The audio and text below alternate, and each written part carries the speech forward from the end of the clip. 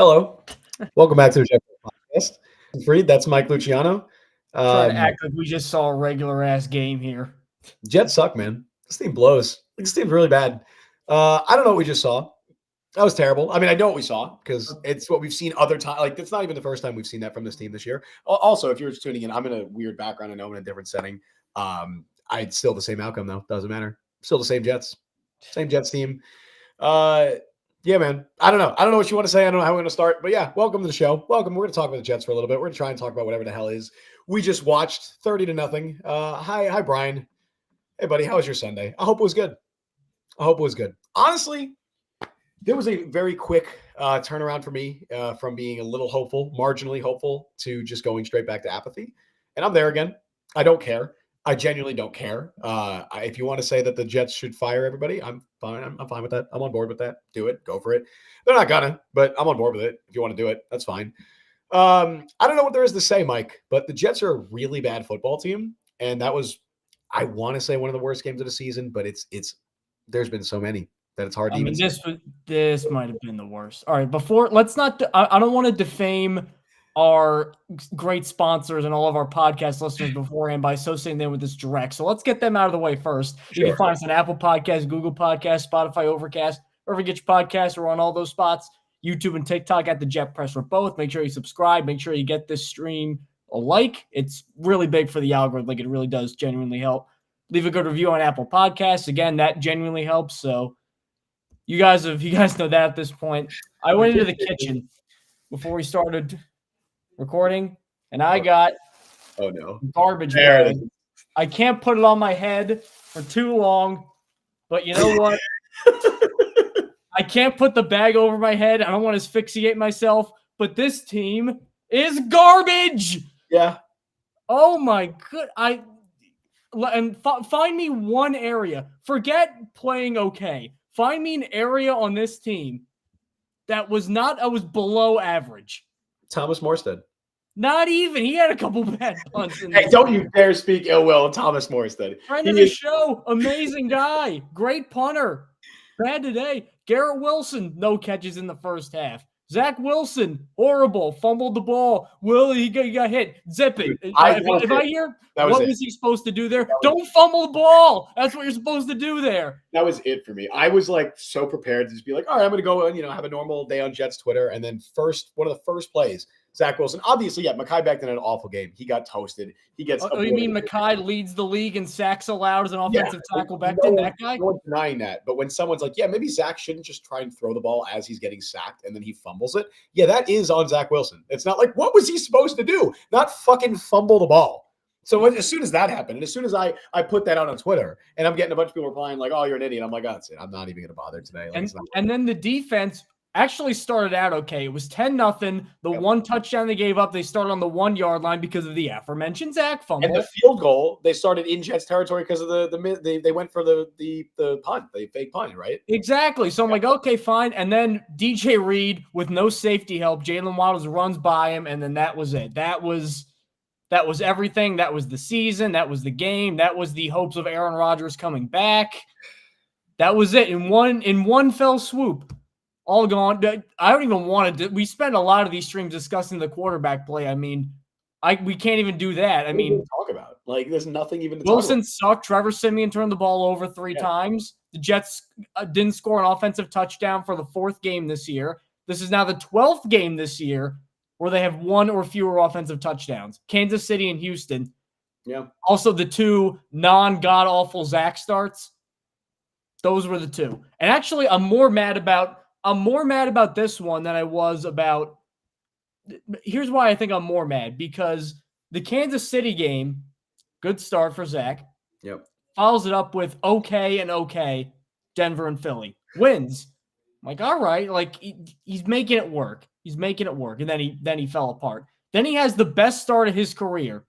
300 yards, 2 touchdowns, making plays under pressure. He did the BYU Pro Day throw. I'm like, oh man, he's feeling great. Yep. And then the fun just stopped coming. It just hits a wall instantly. Like immediately, you could tell there was no thought he was looking like the Zach from the Houston game. It's the same old one we've seen all the time. Rushed, panicky. Like, you don't do that throw. The fact that he even let go of the ball when a 300-pound guy is dragging him down. Was that Chubb who got the original sack on him? Maybe Chubb. Father Bradley Chubb. Chubb had a big game. 3 sacks of Mekhi Becton. It's always funny, too, when we do these podcasts and then things get immediately invalidated. Like, we had a whole discussion about Zach Wilson's future and Mekhi Becton's future in the last podcast. Well, Zach Wilson's future, I think we're pretty much back to square one with that, because it doesn't look like we're getting the Houston game again. And then Mekhi Becton, we're saying, all right, they might not franchise tag him. What's the deal going to look like?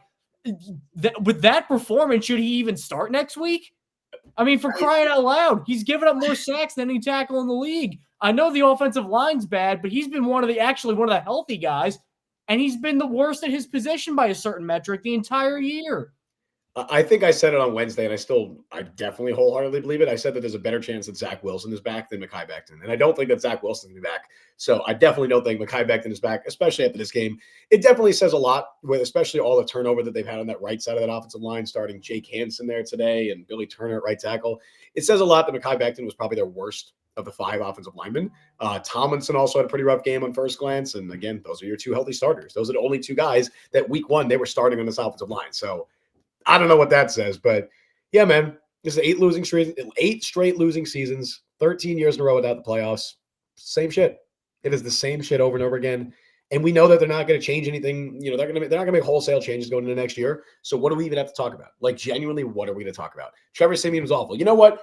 I'll say it. Zach Wilson's probably better than Trevor Siemian. Like, I will say that. I may, if that's a win for the Zach Wilson fans, sure. Like, I think I've seen enough Trevor Siemian this year to be like, yeah, Trevor Siemian in 2023 probably worse than Zach Wilson in 2023. But is he better than Brett Rippon? Is what I want to know. We're probably going to see Brett Rippon, because definitely you're going to see Brett at this rate. Well, now he's hurt, so I think at this rate. Do you think Zach Wilson starts another game? I don't. I honestly don't think he starts another game for the Jets. I think he's done. I think that's it. I don't think. If he does have an actual concussion too, I mean that's. Yeah. Well, it's so weird how all of that was handled. Like, I don't know what to believe. I know it's easy to be like, oh, Zach quit on the team. I'm not going to jump to that conclusion unless there's something that is out there that makes me think that. But all we know is that he originally was cited with a head injury. Or no, it was originally, it looked like he had a head injury. Apparently, he went in concussion protocol earlier in the game. That wasn't disclosed. And then he goes to the locker room early because of dehydration. He also was fiddling with his wrist on the sideline, according to Connor Hughes. So I guess there was some concern he could have had a wrist injury. Then he goes back to the locker room, doesn't come back. It'll be a more realistic injury that'll keep me out. Right. It's so easy to jump to that. And then he's in the locker room, doesn't come back out in the second half. Then they roll him out with a concussion. Then it's reported that while he has they rolled him out with a head injury. Then while they ruled him out with a head injury, it's not a concussion and he's not in concussion protocol. And then the Jets announced about 10 minutes later that he has a concussion. So, and how long does concussion protocol take? Like 90 seconds? And he was then spotted going to get x-rays. On what? You don't x-ray your x-ray for concussion. So I don't know what's going on. I genuinely have no idea. Not that it matters. It really does. We make fun of the medical staff. Are they now x-raying people's brains if they have concussions? Have they asked Saleh? I'm sure they have a million questions to ask him. But has anyone asked them what's going on with Zach?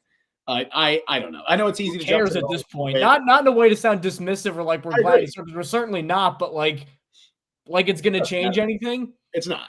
It doesn't matter. Like, every Jets game is going to be the same. Like, sure, maybe they have a chance to score some points if they get a couple things going early, but obviously it wasn't going to happen this game. They didn't show up to play.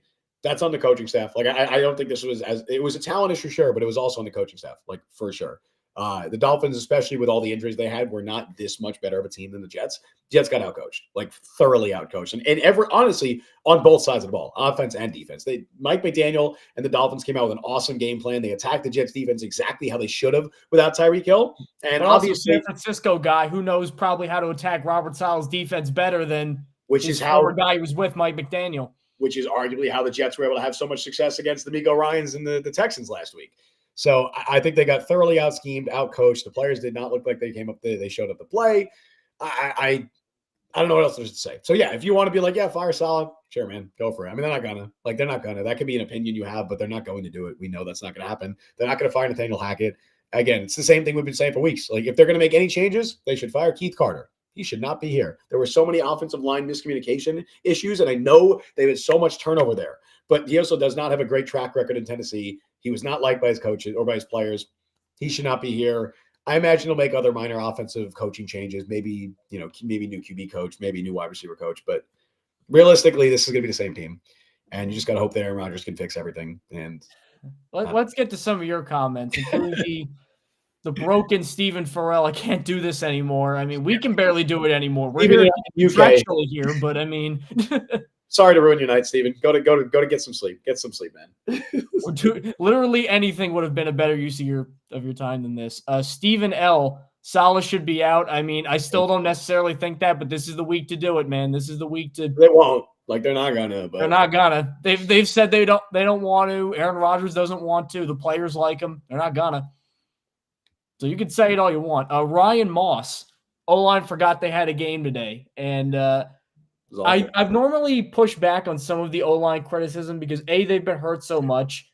B, like when they're healthy, they actually, especially when AVT was in too, they were better than people gave them credit for. Yeah. And C, a lot of times they were using it. I think primarily it was being used as a way to shift blame away from Zach Wilson a lot. But I mean, this game was as bad as an offensive line can play in the NFL. And then, and it hurts both quarterbacks because you either have the most panicky guy ever, Wilson, or you get the most static guy who can't move ever, Simeon. Yep.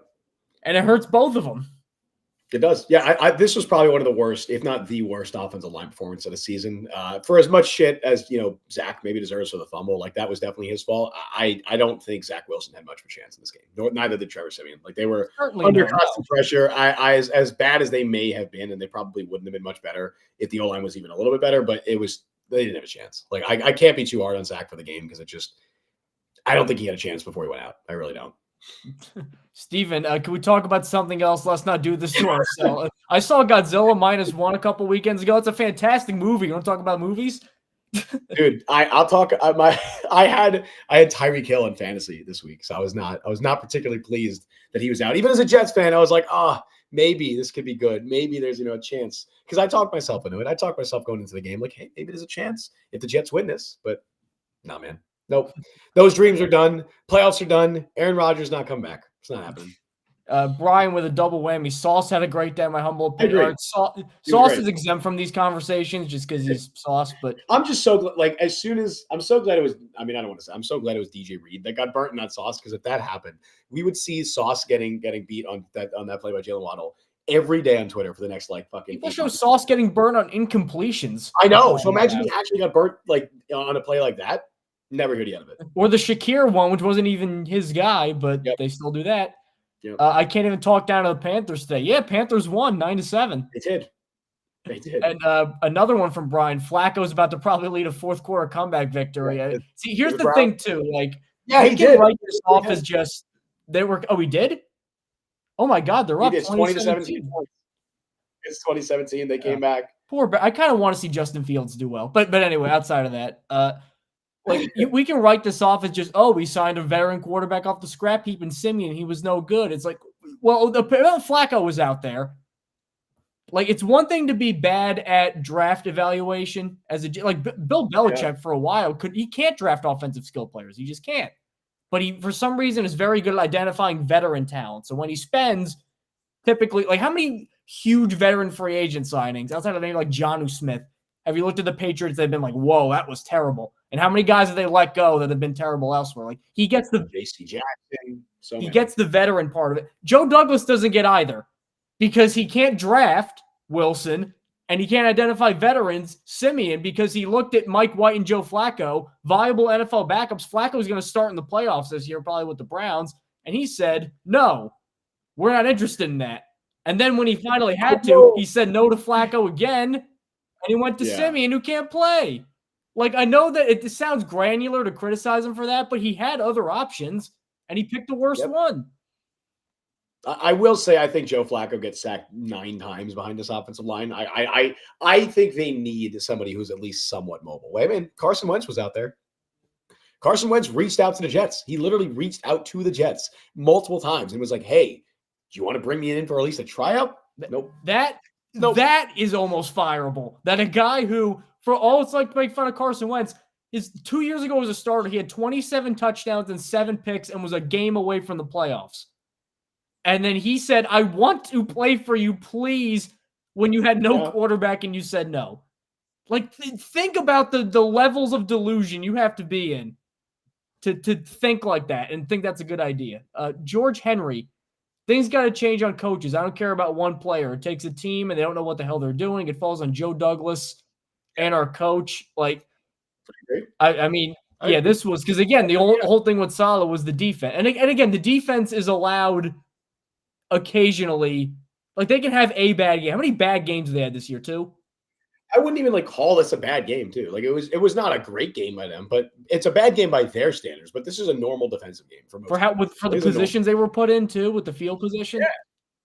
Like, if you take out the touchdown that the Dolphins scored from the 1 yard line, they allowed 23 points, and one of those field goals was, they already started in Jets territory. Like, that's not a bad game, and especially when your offense gets 0 points. There's literally nothing you can do to win. It's impossible. Yeah, you can't win. Thomas Scott, this is what happens when you let a 39-year-old quarterback run your team, now 40-year-old quarterback, and get his buddy hired. Billy Turner, Alan Lazard, Randall Cobb, and Nathaniel Hackett, all Rodgers guys, all suck. And yes, they all suck, but if Rodgers was playing, I bet they don't suck as much. By the way, the Jets have officially been eliminated from playoff contention because the Browns. I thought the Bills had to. Didn't the Bills have to win too? I'm pretty sure it's done. I'm seeing it on Twitter. So unless... pop the champagne. I will say the source on this is Dove Climate. Okay, so then the opposite's true. So it totally might not be real. However, it could even if it's not, like, they're not going to win out and then have the 30 things they need to have happen anyway, so it's not happening. Yeah. This is just... Oh, apparently the Bears choked the Hail Mary. Oh, no. Darnell Mooney. Oh! It was tipped. It was tipped and it went right to him. Oh, my God. All right, poor guy. I'm trying to find ways to distract myself from this team, man. Travis Raymond, the O-line is not for a pocket quarterback. The O-line they have is for making a hole for the running backs, which the Jets need to play more. Running backs are terrible today. Brees sucked. Dalvin Cook sucked. I mean, what did they do? They had nothing. Like, they had no room. There's nothing. Like, they had no holes at all. I can't even blame the running backs. Like, the O-line is just so bad. And really quick, Scott talking about the O-line, not to be dramatic, but is there any offensive lineman that really deserves to be brought back aside from Tippmann? I don't think so. Well, Vera Tucker, obviously, but he's hurt. Anybody on the current starting offensive line, Tippmann or Tomlinson will be back next year. I don't think they're going to get out of his contract. I think that they value his durability. I think he'll be back. So I think realistically, you're looking for 2 new tackles or a tackle in the guard in the offseason, depending on where they want to play Vera Tucker. So you're looking for a left tackle, and you're either looking for a right guard. Where they want to play Vera Tucker, who's coming off his second season-ending injury, including an Achilles. I mean, he's not even a sure thing anymore. No, he's not. He's not. I mean, it sucks. Like, I feel like I hate the injury-prone label getting thrown out there for him because those are 2 completely unrelated injuries. They're freak accidents. So I don't want to say that he's injury-prone, but anybody coming off an Achilles, it's hard to rely on them staying healthy an entire season, especially now. Okay, Schefter just tweeted out 2 Jets are out, so it's... Yeah, there you go. Jets are officially eliminated. 13 years, 13 man. years. This is the only all of high school, all of college, all my professional career. Ugats. For those watching, fan-sided, right? Fan-sided has been around for a long time. The Jet Press is the only fan-sided NFL site that has never covered a playoff game. It's been that fucking long, dude. And I don't even know if it's a sure thing next year with how good the AFC suddenly is. Oh, I mean, it's never a sure thing with this team, man. It's never a sure. They went 10-6. They were 10-5 going into week 17 and they didn't make the playoffs. Like, nothing with this team is a sure thing. Gregory Freeman, some coordinators are just that solid is not a head coach. I mean, I've heard that a lot. Again, like, what about – all right, I get the argument they got outcoached on both sides of the ball. To be fair, there is also a big talent issue. And, like, what – all right, the offense can't do anything. Wilson, Simeon, like, in the moment, what is he supposed to do? Like, in the game, what was he not – I've said this before, but I want to reiterate too. What was he not doing that he should have been doing?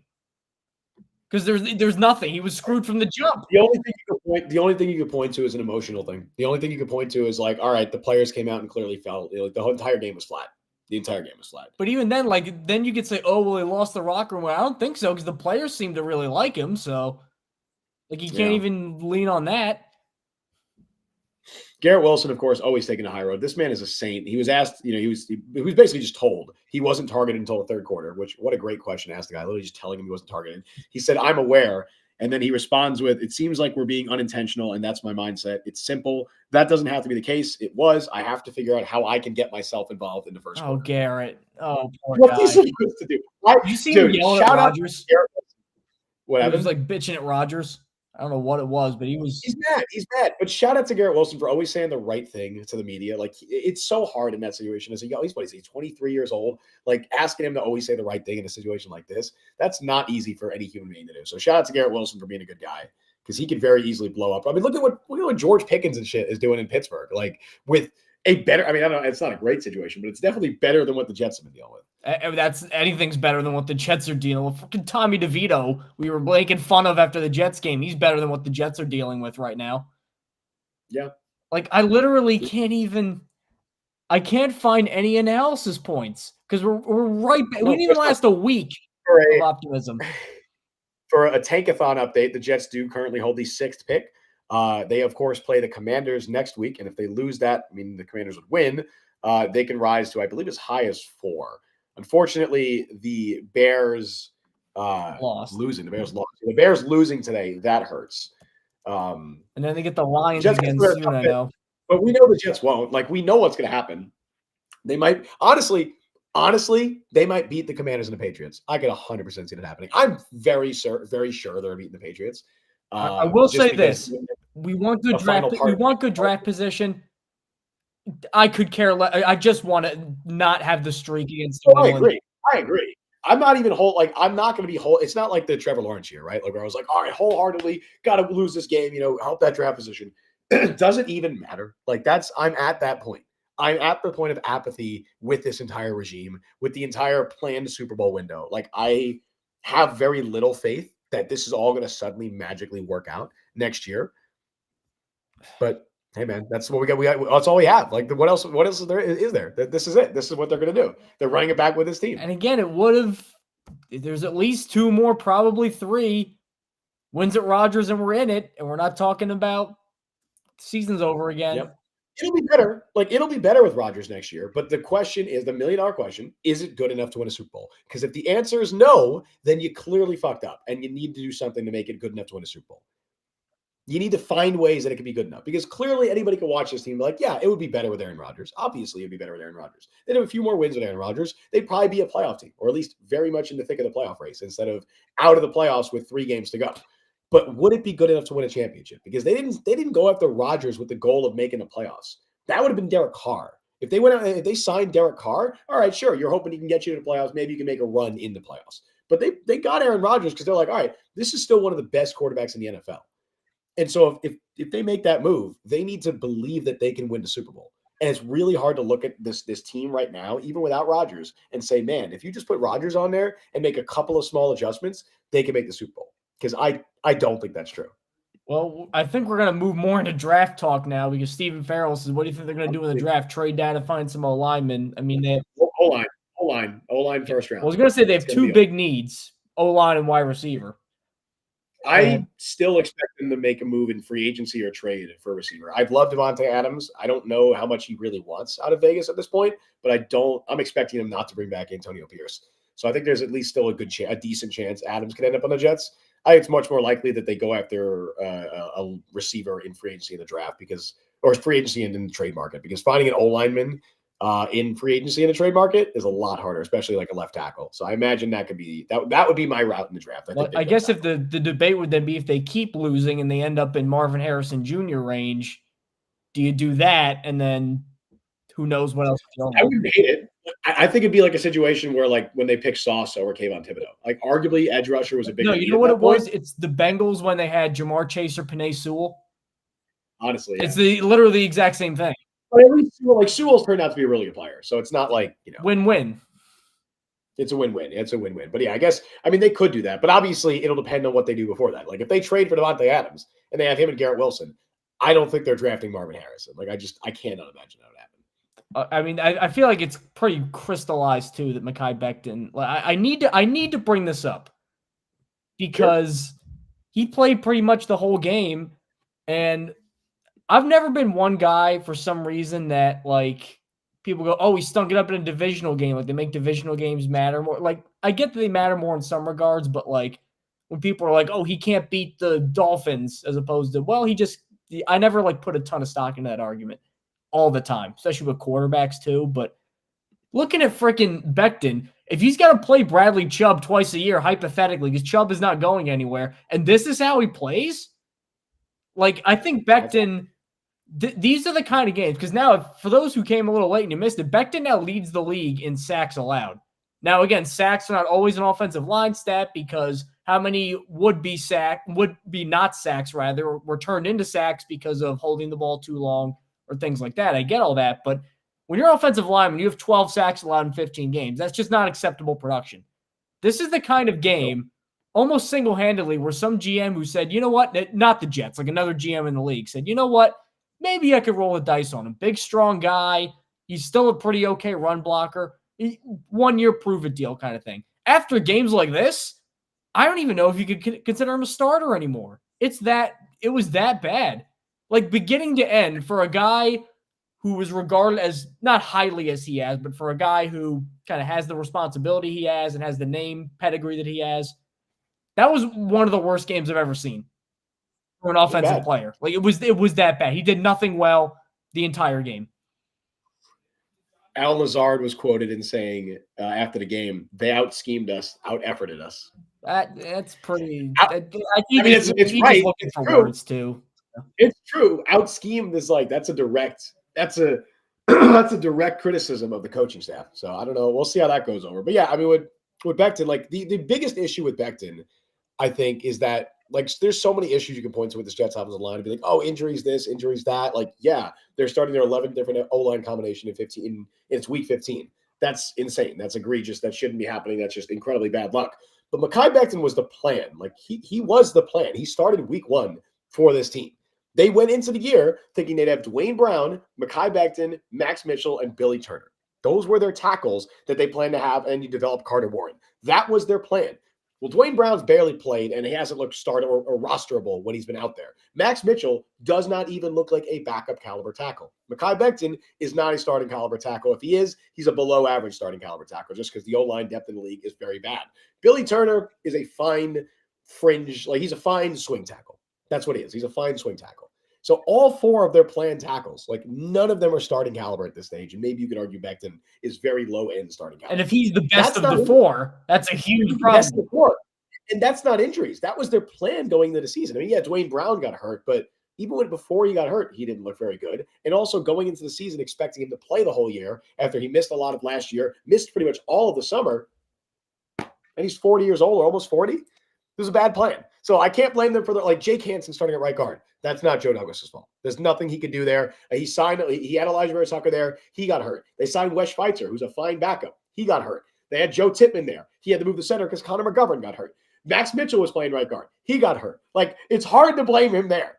But I can blame him for Mekhi Becton being bad, because that was your plan to start at left tackle. Or at least that was your plan to start this season at one of the tackle spots. MTO says Alan Lazard threw Nate Hackett under the bus with that. And as nihilistic as we may sound, talking about how nobody's going to get fired, like, the Hackett thing, honestly, if you had to do like a percentage-wise, like a 50-50 thing, I'm honestly going to say 60-40 he's gone. And here's why. Really? Because Rodgers is basically the associate GM. And again, he gave back like $32 million or something around there this year, like, to help him sign more guys. So when you do that, inherently they take your opinion seriously on matters like that. And Rodgers, for all his faults, like, he can be a little prickly sometimes. Like, he's smart, and I think he's typically very good at, like, reading the room.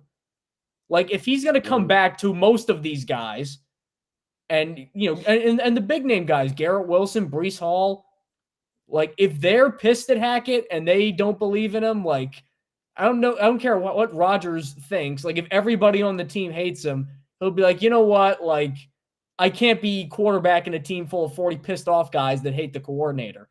And I think he might be like, you know what? I've get somebody else. That's why I'm thinking that, because I think the locker room, I think they like Saleh. Like, people go, oh, they didn't play hard today. We got out-efforted. I mean, that's just a thing that people say when they get blown out. Like, generally, I think the players still like Robert Saleh. And defensively, I think he's I agree. I think he's done a good job. But like Hackett, especially he's been there for a couple years. He's drafted a lot of these guys. He's developed these guys. He's worked with them. There's like years of trust in there. Hackett is some random numbnuts that came in off of everybody laughing at him in Denver. So because of that, like there's no one really in their corner outside of the Packers guys from beforehand. So to make things even now, if he's losing everybody else, even the Packers guys have to be like, well, we can't just go into a hostile work environment where everybody hates the boss and openly says they hate the boss. That doesn't work. That's why I think there's at least a chance that Hackett's, I think, gone after this year. Just because at a certain point, things are too much. Because, again, without Rodgers, he would have been gone already. Oh, obviously, yeah. It comes down to Rodgers. I don't know what Aaron Rodgers is thinking. I don't know what he's believing. I do think that he knows, like he's watching the same product we're watching. He knows it's not good enough, but I don't know. Part of me is just like, yeah, he probably thinks that I can fix it. Like he's thinking himself, if I was out there, it wouldn't be this bad. And he's probably right. It wouldn't be this bad. I don't think Hackett's going anywhere because I'm pretty sure Rodgers is just in his mind thinking I can fix this. I can make it better. I can fix everything. But I wouldn't rule out maybe like he gets demoted or something, or you're bringing another guy, which that usually doesn't work. If you're firing your offensive coordinator, just demoting him to a different position, bringing in another guy, kind of muddying the waters, it probably wouldn't work. But I don't know, man. I don't even know what to say. I don't know what to say. I don't think Hackett is gone, but Rodgers is watching the same thing we're all watching. I just think in his mind, he's like, I can fix this. See, again, there's nothing. Christine Lombardo, fire everybody except the DC. Doesn't work like that. No, it doesn't work like that. Or we're going to hire a new coach. Oh, yeah, but you can't bring in your DC that you like. You may have a really great guy, but no, you have to keep this guy who is going to run the same exact scheme that the old guy ran that we don't like, but we like him enough to keep his defense. Doesn't work like that. Isn't that why the Jets didn't hire Matt Rule? That would have been a bad hire anyway, but wasn't the whole thing that because they didn't want Rule to make his own coaching hires. They wanted to do it exactly, which again, that's a bad like Rule was not a good coach anyway, but like you can't do that. Yeah, you can't do that either, you know. You come in and coach, but you're not allowed to pick what's the Bill Parcells line? You're not allowed to shop for your groceries. Yeah, that was the worst paraphrasing of that ever, but sure. I mean, you got it. Like the only man who can survive coaching regime changes is Brant Boyer, and that's different because special teams coordinator is vastly different from a defensive coordinator who is working hand in hand with the head coach, developing a scheme for that team. Special teams coach is very different. You're not really developing a scheme there. So yeah, it doesn't work that way. MTO, I think Garrett Wilson is telling Rodgers on the sidelines what is wrong with the scheme and trying to convince Rodgers this isn't the coach. And I think that plays into a little bit. Like Rodgers can like Hackett all he wants. And as we said before, I kind of don't like his excuse of, well, when I play, the offense works. He's got an MVPs in it. It's like, yeah, you make everything work. You're Aaron Rodgers. But like Aaron Rodgers, not only is he going to be the most important guy in this team by a mile, you can make a case the second most important guy is going to be Garrett Wilson. Like if he's pissed and fuming and this guy sucks and I hate it, you think Rodgers is going to be like, well, tough. You have to suck it up because I like him? I don't know if he'd do that because then if he does that to Garrett Wilson, that could be that could just spread. So personally, I think if the big names start falling out on Hackett, he's like, all right, fine. I'm smart. I'm really good. I can work with somebody else. Like I can't create a hostile work environment because I like this guy so much. Good question here from Lane in chat. He said, does Zach lower his trade value after this? Was last week a fluke? I think when it comes to Zach Wilson's trade value, the optimistic take I'm going to have here is that any team trading for Zach Wilson knows that they're getting some kind of reclamation project. They've seen they know he's in a bad situation anyway, so it's not getting fully realized. Correct. So I think the flashes and what we saw last week matters a lot more than games like this. I don't think many people are going to watch this game or teams are going to watch this game and be like, oh, this means I'm out on Zach Wilson. Like if you weren't out on Zach Wilson to this point, I don't think this game is going to do anything to really lower his trade value. Now, if it just stays at this level for the remainder of the game, or for the remainder of the season, sure. Like I don't know. I'm not convinced he plays another game for the Jets.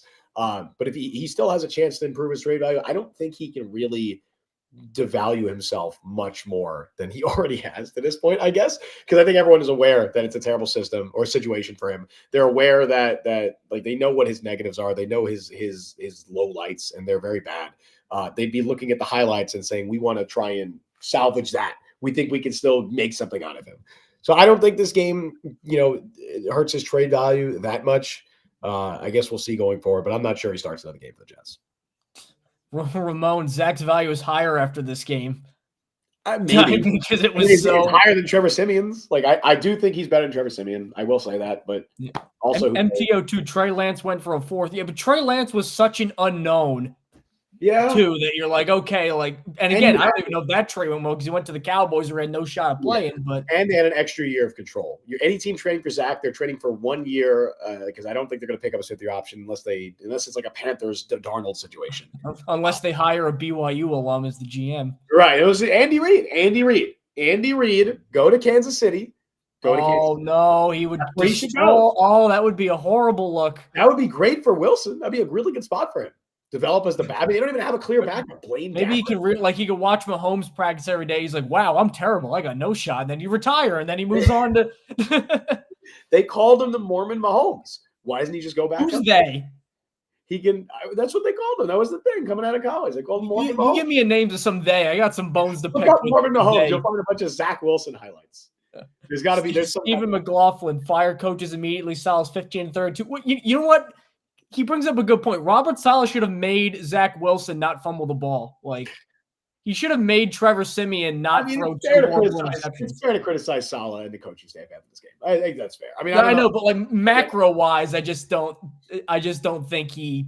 But like we've gone over this before, but just macro-wise, like people can rip certain in-game decisions. Like in the Denver game when he had that clock management thing, like that's a thing you can rip him for, or like not playing certain players despite weeks of evidence that the guy in front of them is bad. That's a solid thing you could point to, but just the offense can't score points because all the quarterbacks suck. I mean, that's a Joe Douglas thing because he hasn't given him anybody. The best quarterback he's played with is old, can't move Joe Flacco, but almost considerably in 3 years. Should we go through some fun stats really quick before we're considering signing off? I want to read some of these stats, man. Zach Wilson, 4 of 11, 26 yards. He was sacked as many times as he had completions. He had 11 more sack yards lost than passing yards. Also an interception, or also the fumble. Jets average 1.9 yards per carry, 23 total yards rushing. How many total yards they have? 103 total yards. 1.9 in an NFL game. 103 yards. Let's get that in 2 drives. They averaged 1.9 yards per play. They had they had 103 total yards. They lost over 50% of that in sack yards. They lost 56 yards on sacks. Oh my God. 80 passing yards, 23 rushing yards. It's like you're playing with like all the sliders turned down in Madden where they can't complete passes in rookie mode. I mean, like if you combine the Jets, it shouldn't be possible. If you combine the Jets' penalty yards and sack yards lost, it's more than the total yards they had in the game. We're not asking for much at this point. We're asking for that's like, what do you talk about? What do you even talk about when you see a game like that? They were out possession 36 minutes to 23 minutes. People keep bringing up the Kansas City game like it was some like divine intervention moment. Like, whoa, this isn't realized. It's like, no, that was just like a regular game with a regular offense. Like, that's what a regular football game looks like. And we were like, wow, this is unbelievable. That's in positive news. I think the Jets were better on third down than the Dolphins. Am I correct in doing that? Oh, well, that's good coaching. That's improvement. That is. Wait. Hold on. Nope. They were slightly worse. But they were 38% on third down, which is actually pretty high. Hang the banner, man. 38% on third down. That improved their season average, which I believe is amongst the worst in NFL history. So, like, I'm reading up these stats. I'm just like, man, what the hell do I say? Like, what are we supposed to say? Yeah. There's nothing, dude. We're just rambling for 40 minutes. Like, I'm so sick of this fucking team. Yeah, like, but also, too, like, we're ripping Hackett, too, where it's like, oh, Hackett's terrible. Even with that, like, what is anybody supposed to do? What's the quarterback supposed to do? What's anything? They're all so bad at their jobs that they make each other worse. Like, that's what it is. They're also, it's like, well, what's Hackett supposed to do with all this personnel? What's the personnel supposed to do with Hackett? They're all bad. Like, what's Saleh supposed to do with the quarterback? What's the quarterback supposed to do with the line? What's the receiver supposed to do with the quarterback? You can just mix and match any combination of shit you want. That's what I think's made this season really bad and really toxic because of that. Like, I think even early on, people haven't even really been caring about the results. They've just been hoping their favorite players look cool. And because everything's so bad, there's always some sort of built-in excuse for whoever you want. And you know what? It's kind of valid. There are valid Zach Wilson excuses. There are valid offensive line excuses and solid excuses because nothing works at all. No matter who fucks up, it's very easy to just be like, well, they're not the only problem. Yeah, everything's the problem. That's like, the best part too, is when people go, oh, they're not the only problem. They think it's like some super enlightened, like, I understand football perfectly. They're not the only problem. It's like, well, no shit. Yep. So anyway, the Jets play next week against the Commanders. It sucks. Who is watching that game if they're not paid to? Dude, my family does stuff for Christmas Eve. Mine too. We do the whole fried fish Italian thing. There you go. My family doesn't do shit for Christmas. They do shit for Christmas Eve. I'm going to have to work that entire day. I'm going to be working the whole game, the whole day. I'm going to have to go to my family's house early, watch that game. We're recording a podcast after that. I will say, too, by the way, there will be a special guest appearing on that podcast on Christmas Eve that I don't want to spoil. That's right. There might be a special guest. They're very excited about it, and I think that you guys will like it, but I won't reveal it until showtime. So it's not going to be like Sauce Gardner. That would be funny. He just shows up at my. He's like that guy on Twitter who like just showed up to that random woman's Thanksgiving. Oh, he does that every year. Sauce just comes to Christmas every year. Right after the game, he just pops. Like, it'd be right after the game, he pops. He's just all sweaty. He's got his arm in an ice bag. Yeah, no, it's not going to be Sauce Gardner. But yeah, we're going to be talking about this team after the Commanders game on Christmas Eve. I'm going to take time away from my family to talk about this godforsaken disgrace of a football franchise. Sound like I'm losing family time, precious. I'm losing family time because of the New York Jets, man. Like, I see some of the family like twice a year, and I'm losing time spent with them because of this fucking team. I hate it. Like, I hate it, man. The Commanders defense versus Jets offense is going to be consistent dump breaks, two of the worst units. Well, I got news for you. The Chargers were the worst when they played the Jets. The Jets scored 6 so points. Were the Broncos. So were I know the Jets beat the Broncos, but so were the Broncos. Like, and the Jets scored one offensive touchdown in that game. Yep. So if you're a betting man, that'll clue you in. So I think it's about time to wrap things up on. Dude, really quick. Knowing the Jets, they're going to come out and score 40 points next week. Like, I've seen enough of this team to know that anytime we expect something to happen, the opposite happens. I think the Jets are winning 2 of their last 3 games. This game proved that to me. Them getting blown out 30-0 makes me think the Jets are beating the Commanders and they're beating the Patriots. So with that, Justin, is it time to? I think it's time, man. There's nothing else to say. This was a slog. This was just a mess. Oh my God. So anyway, thank you. Thank you guys for tuning into the Jet Press Podcast. Google Podcasts, Apple, Spotify, Overcast. You can find us on all those platforms. YouTube and TikTok, the Jet Press for both of them. Make sure you subscribe. Make sure you leave a like, 5-star review, all that good stuff. Justin has the last word here. Who, by the way, shout out to Justin's Cortland Red Dragons for the D3 National Championship. Thank you for making me happy. You finally saw some winning football and good offense and a quarterback that I think you tweeted out is actually better than Tim Boyle. Dude, I'm not even – Zach Boyes, the quarterback for SUNY Cortland, Division III, is a better quarterback than Tim Boyle. I'm not saying that facetiously. I'm not joking. I truly believe – that Zach Boyes is a better quarterback than Tim Boyle. So shout out SUNY Cortland. Shout out the Cortland Red Dragons. D3 national champs. Now you got me happy, Mike. Thank you. Meanwhile, my Marist College Red Foxes have won between 3 and 8 games in every single season since 1992. Go down to D3. You'll do better there. Go down to D3. Well, we're D1, but no scholarship. Go look up the Pioneer League. It's the most random collection of teams. It's like San Diego, Jacksonville, Butler, Valpo, Presbyterian. We play road games in like Indiana, California, Florida, and we're in New York. It makes no sense. It's the stupidest thing I've ever heard of. I'm enjoying this conversation more than I was talking about the Jets. I enjoy anything. I'd rather watch cement harden than watch that game again. I went up to a friend's because I was watching for the Cortland game. I went up upstate to watch the Cortland game with a bunch of my college friends. I have to drive home tonight like 6 hours, and I'm going to enjoy that so after this. No, I am, and I'm going to enjoy it so much more than that Jets game. Like, just so much more. I could sit in silence driving home for 6 hours and enjoy that more.